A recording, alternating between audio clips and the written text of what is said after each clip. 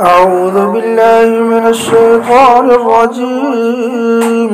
بسم الله الرحمن الرحيم. الحمد لله الذي أنزل على عبده الكتاب ولم يجعل له عوجا قيما لينذر بأسا شديدا من لدنه ويبشر المؤمنين الذين يعملون الصالحات أن لهم أجرا حسنا ماكثين فيه أبدا وينذر الذين قالوا اتخذ الله ولدا ما لهم به من علم ولا لآبائهم كبرت كلمة تخرج من أفواههم إن يقولون إلا كذبا فلعلك باخع نفسك على آثارهم إن لم يؤمنوا بهذا الحديث أسفا إنا جعلنا ما على الأرض زينة لها لنبلوهم أيهم أحسن عملا وإنا لجاعلون ما عليها صعيدا جرزا أم حسبت أن أصحاب الكهف والرقيم كانوا من آياتنا عجبا إذ أوى الفتية إلى الكهف فقالوا ربنا آتنا من لدنك رحمة وهيئ لنا من أمرنا رشدا فضربنا على آذانهم في الكهف سنين عددا ثم بعثناهم لنعلم أي الحزبين أحصى لما لبثوا أمدا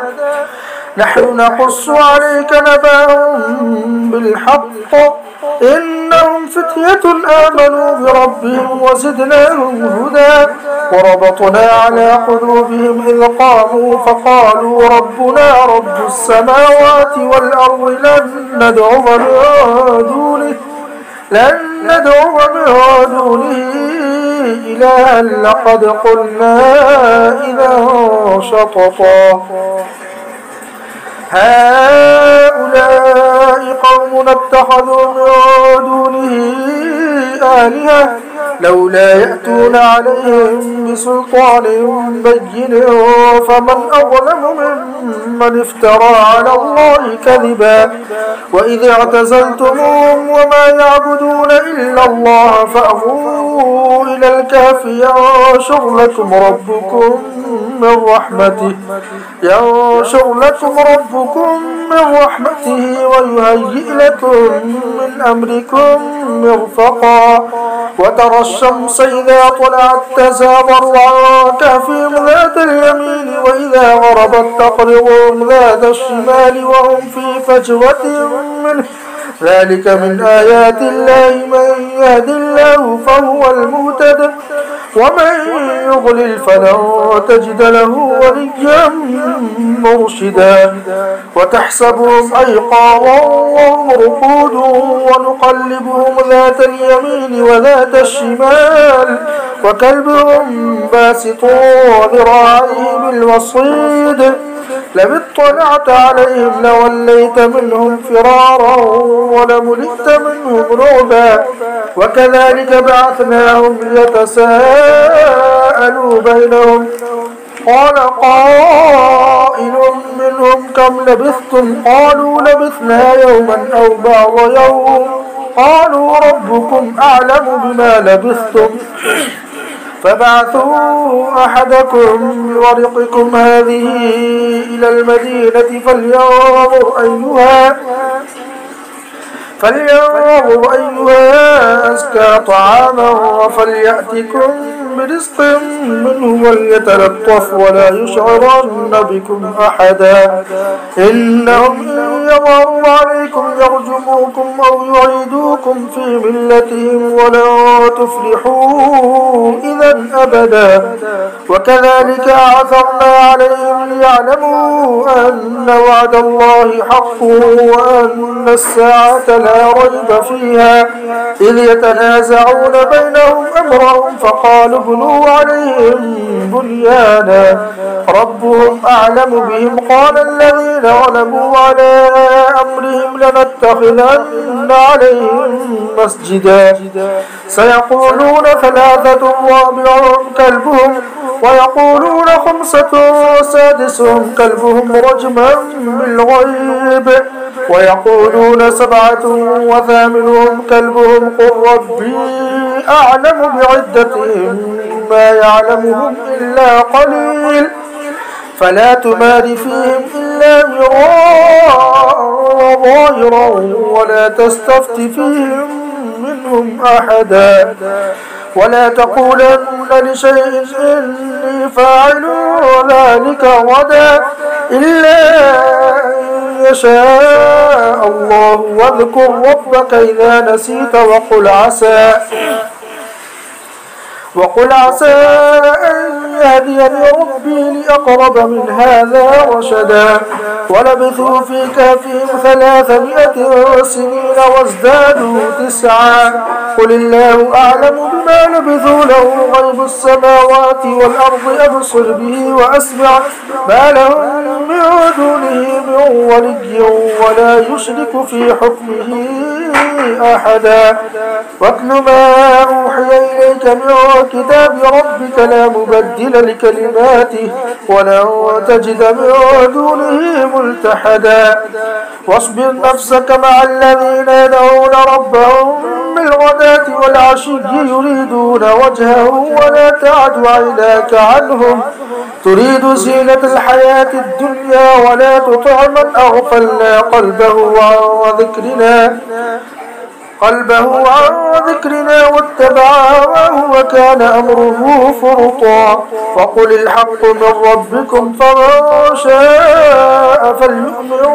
ومن شاء فليكفر إنا أعتدنا للظالمين نارا أحاط بهم سرادقها وإن يستغيثوا يغاثوا بماء كالمهل يشوي الوجوه بئس الشراب وساءت مرتفقا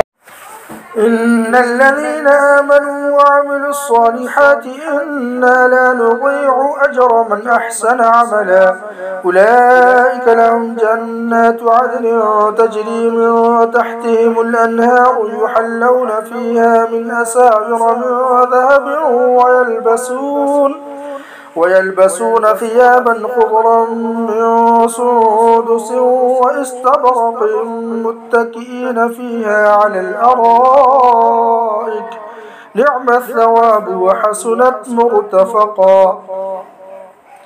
واضرب لهم مثلا رجلين جعلنا لأحدهما جنتين من أعناب وحففناهما بنخل وجعلنا بينهما زرعا كلتا الجنتين آتت أكلها ولم تظلم منه شيئا وفجرنا خلالهما نهرا وكان له ثمر فقال لصاحبه وهو يحاوره أنا أكثر منك مالا وأعز نفرا ودخل جنته وهو ظالم لنفسه قال ما أظن أن تبيد هذه أبدا وما أظن الساعة قائمة ولئن رددت إلى ربي لأجدن خيرا منها منقلبا قال له صاحبه وهو يحاوره أكفرت بالذي خلقك من تراب ثم من نطفة ثم سواك رجلا لكن هو الله ربي ولا أشرك بربي أحدا ولولا إذ دخلت جنتك قلت ما شاء الله لا قوة إلا بالله إن ترني أنا أقل منك مالا وولدا فعسى ربي أن يؤتيني خيرا من جنتك ويرسل عليها حسبانا من السماء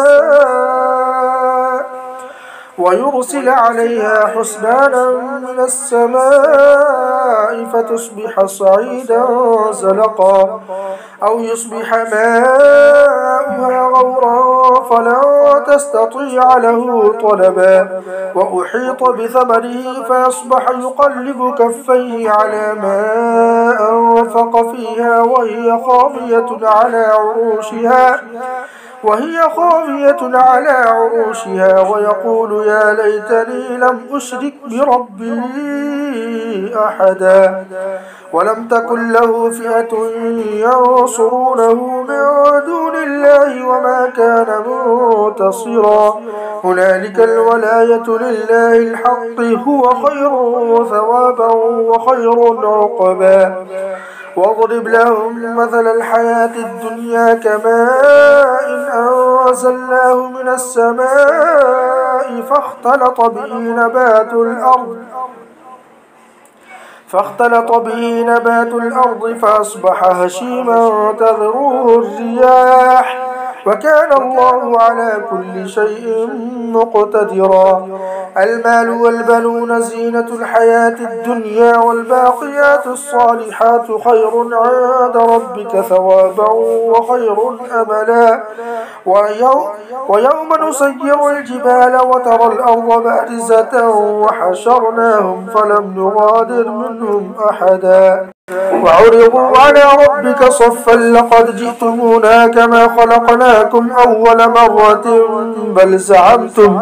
أن لن نجعل لكم موعدا ووضع الكتاب فترى المجرمين مشفقين مما فيه ويقولون يا ويلتنا ما لهذا الكتاب لا يغادر صغيرة ولا كبيرة إلا أحصاها ووجدوا ما عملوا حاضرا ولا يظلم ربك أحدا وإذ قلنا للملائكة اسجدوا لآدم فسجدوا إلا إبليس كان من الجن ففسق عن أمر ربه أفتتخذونه وذريته أولياء من دوني وهم لكم عدو بئس للظالمين بدلا ما أشهدتهم خلق السماوات والأرض ولا خلق أنفسهم وما كنت متخذ المضلين عضدا ويوم يقول نادوا شركائي الذين زعمتم فدعوهم فلم يستجيبوا لهم وجعلنا بينهم موبقا ورأى المجرمون النار فظنوا أنهم مواقعوها ولم يجدوا عنها مصرفا ولقد صرفنا في هذا القرآن للناس من كل مثل وكان الإنسان أكثر شيء جدلا وما منع الناس أن يؤمنوا إذ جاءهم الهدى ويستغفروا ربهم إلا أن تأتيهم سنة الأولين أو يأتيهم العذاب قبلا وما نرسل المرسلين إلا مبشرين ومنذرين ويجادل الذين كفروا بالباطل ليدحضوا به الحق واتخذوا آياتي وما أنذروا هزوا ومن أظلم ممن ذكر بآيات ربه فأعرض عنها ونسي ما قدمت يداه إنا جعلنا على قلوبهم أكنة أن يفقهوا وفي آذانهم وقرا وإن تدعوهم إلى الهدى فلن يهتدوا إذا أبدا وربك الغفور ذو الرحمة لو يؤاخذهم بما كسبوا لعجل لهم العذاب بل لهم موعد لن يجدوا من دونه موئلا. وتلك القرى أهلكناهم لما ظلموا وجعلنا لمهلكهم موعدا. وإذ قال موسى لفتاه لا أبرح حتى أبلغ مجمع البحرين أو أمضي حقبا فلما بلغا مجمع بينهما نسيا حوتهما فاتخذ سبيله في البحر سربا. فلما جاوزا قال لفتاه آتنا غداءنا لقد لقينا من سفرنا هذا نصبا. قال أرأيت إذ أوينا إلى الصخرة فإني نسيت الحوت وما أنسانيه إلا الشيطان أن أذكره واتخذ سبيله في البحر عجبا. قال ذلك ما كنا نبغي فارتدا على آثارهما قصصا فوجدا عبدا من عبادنا آتيناه رحمة من عندنا وعلمناه من لدنا علما. قال له موسى هل أتبعك على أن تعلمني مما علمت رشدا. قال إنك لن تستطيع معي صبرا وكيف تصبر على ما لم تحط به خبرا. قال ستجدني إن شاء الله صابرا ولا أعصي لك أمرا. قال فإن اتبعتني فلا تسألني عن شيء حتى أحدث لك منه ذكرا. فانطلقا حتى إذا ركبا في السفينة خرقا قال أخرقتها لتغرق أهلها لقد جئت شيئا إمرا. قال ألم أقل إنك لا تستطيع معي صبرا. قال لا تؤاخذني بما نسيت ولا ترهقني من أمري عسرا. فانطلقا حتى إذا لقيا غلاما فقتله قال أقتلت نفسا زكية بغير نفس لقد جئت شيئا نكرا. قال لم أقل لك إنك لا تستطيع معي صبرا. قال إن سألتك عن شيء بعدها فلا تصاحبني قد بلغت من لدني عذرا. فانطلقا حتى إذا أتيا أهل قرية استطعما أهلها فأبوا أن يضيفوهما فوجدا فيها جدارا يريد أن ينقض فأقامه. قال لو شئت لاتخذت عليه أجرا. قال هذا فراق بيني وبينك سأنبئك بتأويل ما لم تستطع عليه صبرا. أما السفينة فكانت لمساكين يعملون في البحر فأردت أن أعيبها وكان وراءهم ملك يأخذ كل سفينة غصبا. فأردت أن أعيبها وكان وراءهم ملك يأخذ كل سفينة غصبا. وأما الغلام فكان أبواه مؤمنين فخشينا أن يرهقهما طغيانا وكفرا فأردنا أن يبدلهما ربهما خيرا منه زكاة وأقرب رحما. وأما الجدار فكان لغلامين يتيمين في المدينة وكان تحته كنز لهما وكان أبوهما صالحا فأراد ربك أن يبلغا أشدهما ويستخرجا كنزهما رحمة من ربك وما فعلته عن أمري ذلك تأويل ما لم تستطع عليه صبرا. ويسألونك عن ذي القرنين قل سأتلو عليكم منه ذكرا. إنا مكنا له في الأرض وآتيناه من كل شيء سببا فأتبع سببا حتى